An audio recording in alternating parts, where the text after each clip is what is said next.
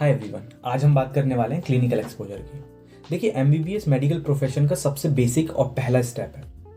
MBBS में आपको 19 subjects की बेसिक नॉलेज दी जाती है ताकि आप फ्यूचर में या तो उन 19 में से किसी एक सब्जेक्ट्स में मास्टर्स कर लें या फिर आप as a junior doctor India में प्रैक्टिस कर लें after your internship as a junior doctor. एक एमबीबीएस डॉक्टर ना तो इंडिविजुअली कोई बहुत बड़ा प्रोसीजर कर सकता है, ना ही कोई सर्जरी कर सकता है विदाउट एनी सुपरविजन, और ना ही एक एमबीबीएस डॉक्टर कोई बहुत बड़े क्रिटिकल केसेस के डिसीजन ले सकता है, क्योंकि उसके लिए आपको सुपर स्पेशलिस्ट की ज़रूरत पड़ती है।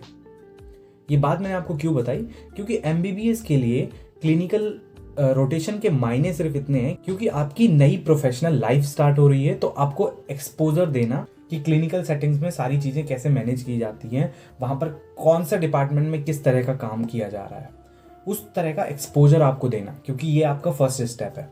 तो सबसे पहली बात आपको अपने मन से ये निकालना होगा कि आपको जस्ट एमबीबीएस में कोई बहुत ज़्यादा एकदम से आपको स्कैल्पेल दे के ये नहीं बोलेंगे कि जाइए सर्जरी डिपार्टमेंट में सर्जरी कीजिए। आपको बेसिक चीज़ें सीखने का टाइम मिला है।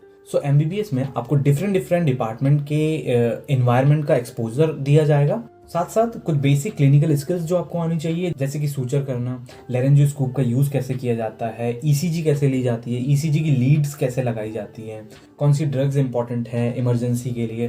सो ये बेसिक चीज़ें जो एक क्लिनिकल सेटिंग्स में होती हैं वो हमें एमबीबीएस में सिखाई जाती हैं। हर वो चीज़ जिससे एक एमबीबीएस डॉक्टर बन सकता है, वो सारी चीज़ें आपको एमबीबीएस जॉर्जिया में मिलती हैं। मैं अपना पर्सनल एक्सपीरियंस से ये चीज़ बता रहा हूँ, क्योंकि बहुत सारे लोगों को ये लगता है कि क्लिनिकल एक्सपोजर कम है। आप लोग एक चीज़ समझिए कि इंडिया में पॉपुलेशन कितनी है और यहाँ पर पॉपुलेशन कितनी है, तो आपको ये चीज़ सोचनी चाहिए कि इंडिया में पेशेंट लोड ज़्यादा है, डॉक्टर्स बहुत कम है। यहाँ पर डॉक्टर पेशेंट लोड उतना नहीं है, आपको ओपीडी में वैसे ही नहीं बैठने देंगे। आपको क्या करना है, आपको डिफरेंट डिपार्टमेंट्स में जाना है। जैसे सपोज अगर एग्जाम्पल के लिए बात करें कार्डियोलॉजी डिपार्टमेंट, तो हमारा इंटरनल मेडिसिन फर्स्ट था। आप मेरी प्रीवियस वीडियो में जाकर देख सकते हैं कि इंटरनल मेडिसिन और पूरा सिलेबस क्या रहता है यहाँ का। एनीवेज, हमारा इंटरनल मेडिसिन फर्स्ट में हमारा कार्डियोलॉजी, जीआई एंड पल्मोनोलॉजी था। तो उसमें हमें डिफरेंट डिपार्टमेंट में ले जाकर हमें दिखाया गया कि उस पर्टिकुलर डिपार्टमेंट में, उस सेटिंग्स में कैसे काम होता है, या पर्टिकुलर पेशेंट के क्या क्या फाइंडिंग्स आती हैं, और ये हमें मिला है, ये हमने किया है। तो आप अपने मन में वो एक्सपेक्टेशन, कंपैरिजन कि इंडिया में ऐसा होता है यहाँ ऐसा नहीं होता, वो कंपैरिजन आपको निकालना पड़ेगा अगर आपको एमबीबीएस अब्रॉड के बारे में सोचना है। लेकिन आपको ये जरूर जानना चाहिए कि एमबीबीएस का जो 4 साल और 5 साल का ड्यूरेशन डिफरेंट कंट्री में अलग रहता है।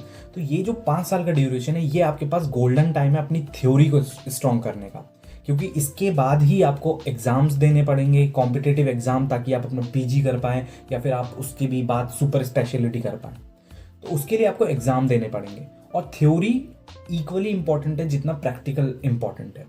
किसी भी आईसीयू डिपार्टमेंट में जाकर आप ऐसा नहीं कर सकते कि सिर्फ आप वहाँ की चीज़ें सीखकर विदाउट थ्योरी आप वहाँ पर कुछ कर पाए, या फिर ओपीडी में आप विदाउट थ्योरी, अगर आपको डिजीज़ की स्केल ही नहीं पता, डिजीज़ ही नहीं पता सारी, तो आप कैसे डिफरेंशियल डायग्नोसिस बना पाएंगे अपने माइंड में। एक एमबीबीएस डॉक्टर के लिए ये बहुत ज़रूरी है कि वो अपने एमबीबीएस, जब उसने एमबीबीएस स्टार्ट किया है तो वो अपने 5 साल में अपनी थ्योरी को बहुत स्ट्रॉन्ग कर ले, क्योंकि इसके बाद शायद आपको आगे थ्योरी इतनी स्ट्रॉन्ग करने का मौका नहीं मिलेगा, क्योंकि बहुत ज़्यादा हैट्रिक ड्यूटीज़ रहती हैं। जैसे आप पीजी की अगर किसी से बात करेंगे तो उनसे आपको पता चलेगा कि जब वो पीजी कर रहे होते हैं तो साथ साथ में उनको पढ़ाई और अपनी हॉस्पिटल आस भी, दोनों को बैलेंस करके चलना पड़ता है। तो ये जो टाइम है ना, गोल्डन पीरियड, इसमें आप अपनी थ्योरी को बहुत ज़्यादा, जितना अच्छे से आप उसको पॉलिश कर लेंगे ना, वो आपके आगे की लाइफ में बहुत काम आने वाली है। रही बात इंडिया से कंपैरिजन की, तो यहाँ कोई कंपैरिजन बनता ही नहीं है, क्योंकि सबसे फर्स्ट तो पॉपुलेशन बहुत है, और दूसरी बात आपको ये चीज़ बिल्कुल माननी चाहिए, जो एक लिमिटेड अमाउंट ऑफ सीट्स हैं इंडिया में,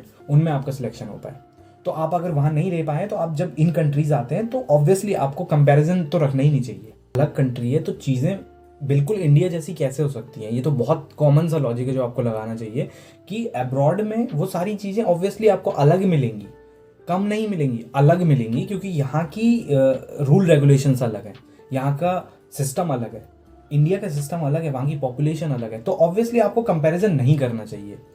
अगर आपको फिर भी कंपैरिजन करना है तो प्लीज़ अपने आप को और टाइम दीजिए, नीट यूजी की तैयारी कीजिए, 1 साल 2 साल 3 साल 4 साल, और जब भी आपका सिलेक्शन होगा तब आप इंडिया से सारी चीज़ें कर सकते हैं जो आपको चाहिए, आपको बहुत ज़्यादा टेंशन है क्लिनिकल एक्सपोजर की, राइट। अब जब इंडिया वापस जाएंगे तो वहाँ पर आपको इंटर्नशिप करनी पड़ेगी 1 साल की या 2 साल की, अकॉर्डिंग टू द रूल। अभी नहीं पता कि कितना होने वाला है, मिनिमम 1 साल तो आपको करनी ही है रूरल एरियाज में या किसी भी हॉस्पिटल में।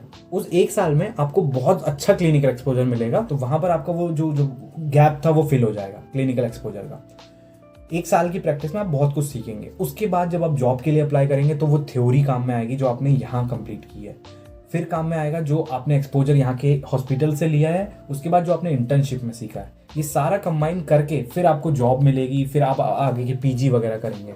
देखिए, आप जब तक चीज़ों के एक अलग वे से देखना स्टार्ट नहीं करेंगे तब तक आपको जो चीज़ आपके साथ है, जो अभी आपके पास है, वो आपको हमेशा कम लगेगा।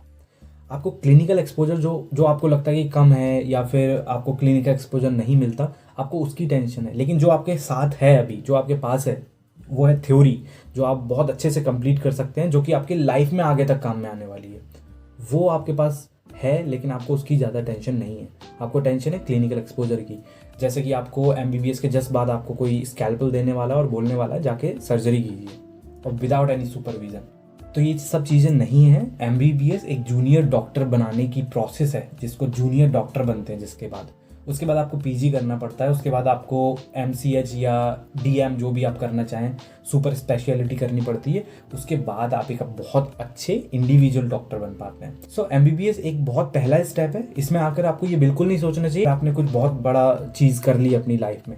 ये आपकी जस्ट जर्नी स्टार्ट हुई है। जैसे जैसे आप चीज़ें आगे बढ़ेंगे ना, आपको समझ में आएगा कि आप जितना ज़्यादा पढ़ेंगे आपको लगेगा हमने कुछ पढ़ा ही नहीं था अभी तक। सो अपनी थ्योरी पे ध्यान दीजिए, अपनी थ्योरी अच्छे से कंप्लीट कीजिए, ताकि जो आने वाले एग्जाम्स हैं उनको आप अच्छे से क्लियर कर पाए। और रही बात क्लिनिकल एक्सपोजर की, लास्ट में एक सेंटेंस में बस यही बोलूँगा कि क्लिनिकल एक्सपोजर एक MBBS डॉक्टर बनने के लिए जितना चाहिए वो मिल जाता है, और थोड़ा बहुत गैप जो बचता है वो सारा हम इंडिया में जब इंटर्नशिप करते हैं तब पूरा हो जाता है। So thank you so much for watching this video. मिलते हैं नेक्स्ट वीडियो में।